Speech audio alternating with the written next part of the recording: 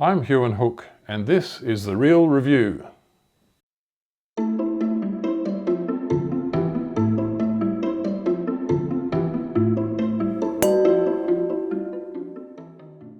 The wine we're tasting today is Lake Breeze Cabernet Sauvignon 2018, which comes from Langhorne Creek.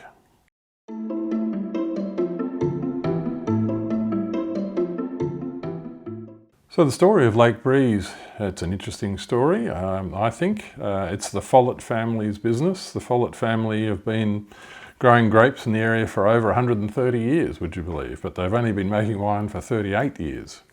Their property, which was a large grazing property, was established on the banks of the Bremer River, which is a very picturesque part of the region. The Bremer River used to be absolutely critical to the Langhorne Creek wine region because every year or every couple of years it would flood, and the flooded river would flood the floodplains and irrigate the vines. So they never had any actual drip irrigation, they just relied on the flooding of the river to irrigate the vines. Ken Follett had 3 sons, and they run the business today. Greg Follett is the winemaker, and I think an exceptional winemaker. One of the sons looks after the vineyards and the other one looks after the business. The other weird thing about Langhorne Creek is there isn't a creek called Langhorne. There are actually 2 small rivers, the Bremer River that I mentioned and the Angus River, but there's no Langhorne Creek, it's just the name of the town, which is a peculiarity of the place.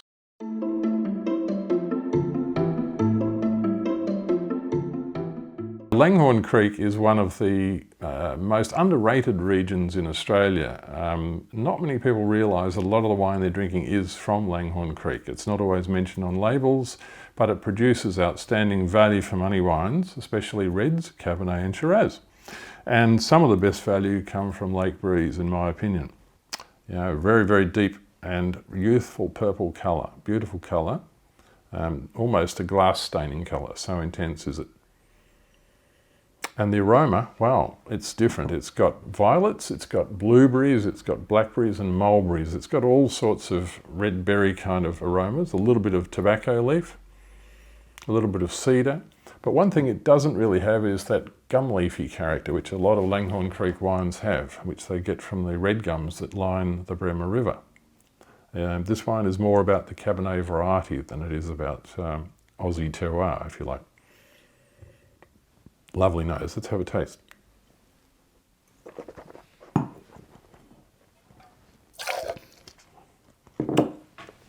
Very intense, pure Cabernet flavour. Lovely.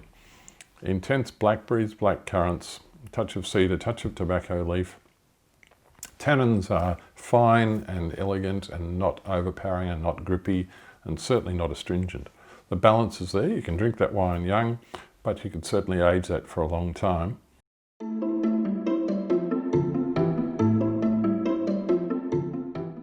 And how did we rate this wine? Well, we scored it 95, which is a gold ribbon score. It was rated number 1 out of 16 Cabernets from the Fleurier, which is the greater region that includes Langhorne Creek, of that vintage 2018. We're suggesting it will drink from now until 2032, another 12 years, but I have no doubt it will last for another 20, 25 years. These wines have a good track record for aging. I've tasted some of the older ones and they're terrific. So that rating of 95 gives it a top value rating as well. So top value being, you know, not only high quality, but a very, very nice price. And the nice price is $25, which is an extraordinary value.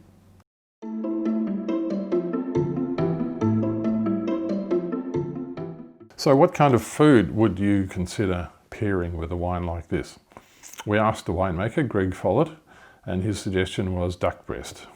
He's a man of few words, Greg, but let me embellish it a bit. I would say you could either barbecue it, you could roast it, you could pan roast it or oven roast it.